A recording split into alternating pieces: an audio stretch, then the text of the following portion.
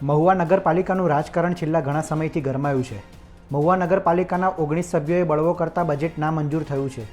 સામાન્ય સભામાં 36 પૈકી 31 સભ્યો હાજર રહ્યા હતા, જેમાંથી 19 સભ્યોએ બળવો કરતા બજેટ નામંજૂર થયું. આગામી સમયમાં મહુવા નગરપાલિકા સુપરસીડ થવાની શક્યતા પ્રબળ બની છે.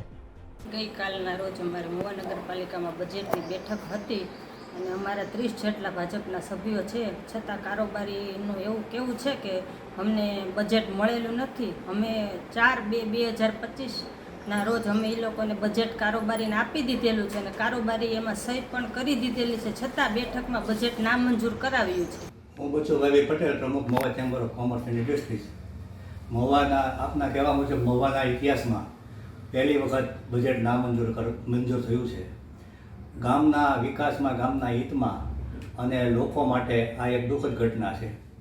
મહુવામાં જે સત્તાધારી પક્ષના જે વિખવાદ ચાલી રહ્યો છે, જે ગ્રુપિઝમ ચાલી રહ્યો છે, એ ગ્રુપિઝમથી લોકોને તો નુકસાન થશે, પણ સત્તાધારી પક્ષને ભવિષ્યમાં કેટલું નુકસાન થાય એ તો સમય જ બતાવશે. જે કંઈક બન્યું છે તેનો સાથે બેસી અને મહુવા નગરપાલિકાના લોકો મુજબ હમ સબ મિલકર કામ કરેંગે, એ લોકોને યથાર્થ કરે અને સાથે બેસીને વહીવટ થાય તો મહુવા શહેરના હિત માટે સારું બને છે. મહુવા નગરપાલિકાના ઇતિહાસમાં પ્રથમવાર એવું બન્યું છે કે મહુવા નગરપાલિકાનું બજેટ પાર્ટીના સભ્યોએ નામંજૂર કરાયું છે. ભાવનગર જિલ્લા ભારતીય જનતા પાર્ટીના નવા પ્રમુખે આપેલા વ્હીપને લઈને જિલ્લાના મહામંત્રી વ્હીપ લઈને આવ્યા, લેવાની ના પાડી અને જે અનાદર કર્યો છે પાર્ટીના વ્હીપનો અને નામંજૂર કર્યું છે. મહુવાના 20 કરોડ રૂપિયાના કામો જે આનાથી ખરુંબે ચડે એવી પરિસ્થિતિ થઈ છે. અને જ્યારથી મહુવા નગરપાલિકાના ચેરમેન ચાંદનીબેન મહેતા પ્રમુખ પદે આવ્યા પછી તરત અસહકાર કરી બધી જ કમિટીઓ એમની પાસે હોય અને એ કમિટીઓ ન બોલાવી, ઠરાવો ન પાસ કરી અને કામ નથી થતા એવા આક્ષેપો કરી અને નગરપાલિકાના વહીવટને રોકવાનો અને ચીફ ઓફિસરોને ગાળાગાળી કરી, મારામારી કરી, ખોટી ફરિયાદો કરાવી અને કોઈ ચીફ ઓફિસરને ટકવા દેતા નથી અને મહુવાના હિતને, મહુવાની પ્રજાના હિતને બહુ મોટું નુકસાન કરી રહ્યા છે. તો આ બાબતે સમગ્ર પ્રજા આ બધું જાણે જ છે. પાર્ટી પણ હવે જાણવા માંડી છે, તો પાર્ટી પણ યોગ્ય પગલાં લે એવી અમારી માંગણી છે. અને ફરી વખત આ બજેટ રજૂ થાય ત્યારે પાસ થાય એવું બધા જો પાર્ટી ગોઠવે તો પ્રજાનું કલ્યાણ થાય અને પ્રજાના કામો, અટકેલા કામો છે એ કામો થાય.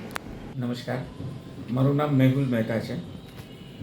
પૂર્વ કારોબારી ચેરમેન તરીકે મેં ગત ટર્મમાં સેવા આપેલી છે મહુવા નગરપાલિકામાં. અમે મહુવા નગરપાલિકામાં હાલ અમે અત્યારે વિરોધ પક્ષની ભૂમિકાઓ નિભાવી રહ્યા છીએ. મહુવા નગરપાલિકાનું ગઈકાલે 5 કરોડની પુરાંતવાળું બજેટ હતું. જે બજેટ ભાજપના આંતરિક ડખાવને કારણે નામંજૂર કરવામાં આવ્યું. અમે આજે સવારે છાપામાં વાંચ્યું એ વસ્તુ, અને એમાં સાથે કહેવામાં આવ્યું છે કે આ બજેટ કારોબારી સમિતિમાં રજૂ કરવામાં નથી આવ્યું. જે લોકો ટોટલ 19 લોકોએ બળવો કર્યો છે ભાજપમાંથી, જે ભાજપના કાઉન્સિલરો, ભાજપના પ્રતીક પર ચૂંટાયેલા છે, ભાજપે જ્યારે એમને મેન્ડેટ આપેલો છે, એ મેન્ડેટનો અને એ વ્હીપનો આજે અનાદર કરીને એ લોકોએ એ સંપૂર્ણ બજેટનો વિરોધ દર્શાવ્યો છે. અને એ લોકોનું કહેવું એમ છે કારોબારી સમિતિમાં રજૂ જ નથી થયું. જ્યારે હું પણ એક કારોબારી ચેરમેન તરીકે અગાઉ સેવા આપી ચૂક્યો છું, ત્યારે મારું એક કહેવું છે કે કારોબારી સમિતિમાં તો ઘણીવાર નોટિસો આપીને રજૂ કરવામાં માટે ચીફ ઓફિસર દ્વારા, પ્રમુખ દ્વારા, દ્વારા નોટિસો આપવામાં આવી જશે. અમે આ કોઈ મેટરમાં અમને જાણ નથી, પણ આપવામાં આવી જશે નોટિસ. તો શા માટે એ લોકો કારોબારી સમિતિમાં પણ મંજૂર નથી કરી રહ્યા? શા માટે જનરલ બોર્ડમાં મંજૂર નથી કરી રહ્યા? આમાં કોઈક મોટો ભ્રષ્ટાચાર થઈ ગયો હોય એવું 100% ચોક્કસપણે અમે માનીએ છીએ. મહુવા નગરપાલિકામાં ભાજપ શાસિત પ્યોર મેજોરિટી સાથેની નગરપાલિકા છે. આજે 30 કાઉન્સિલરો ભારતીય જનતા પાર્ટીના છે, તો 30 પૈકી 2 જૂથ ઊભા થયા છે. 19 સભ્યોનું એક અલગ જૂથ છે, 11 સભ્યોનું અલગ જૂથ છે. તો આ બધા સભ્યો સાથે હળી મળીને મહુવાના વિકાસ માટે શા માટે નથી વિચારી શકતા? હાલ ભાવનગર જિલ્લામાં જ્યારે નવા જિલ્લા પ્રમુખ ભારતીય જનતા પાર્ટીના નવા જિલ્લા પ્રમુખની વરણી થયેલી છે. ભાજપ આજે એક શિસ્તબદ્ધ પક્ષ તરીકે ઓળખાય છે. તો આજે આ મહુવા નગરપાલિકાની શિસ્ત ક્યાં જતી રહી છે? મહુવા નગરપાલિકાના કાઉન્સિલરો, ભાજપના કાઉન્સિલરો, ચૂંટાયેલા કાઉન્સિલરો, અને એ લોકોને શિસ્તમાં ન રાખી શકતા હોય તો આ બાબતે ભાજપના જિલ્લા પ્રમુખ, મહુડી મંડળે, તમામ લોકોએ આ વિચાર કરવો જોઈએ આ બાબતે. અને આ 19 બળવાખોર સભ્યોનું એ લોકો શું લાગે છે કે પગલાં લેશે? કે આમાં અમને તો એવું લાગી રહ્યું છે, આજે એક વિરોધ પક્ષ તરીકે, કોંગ્રેસ પક્ષ તરીકે અમને એવું લાગી રહ્યું છે કે આમાં તો તમામ વસ્તુઓ ભીની સંકેલાઈ જવાની છે અને ઘીના ઠામમાં ઘી પડી જશે, એવું અમને અંદરો અંદર એવું દેખાઈ રહ્યું છે.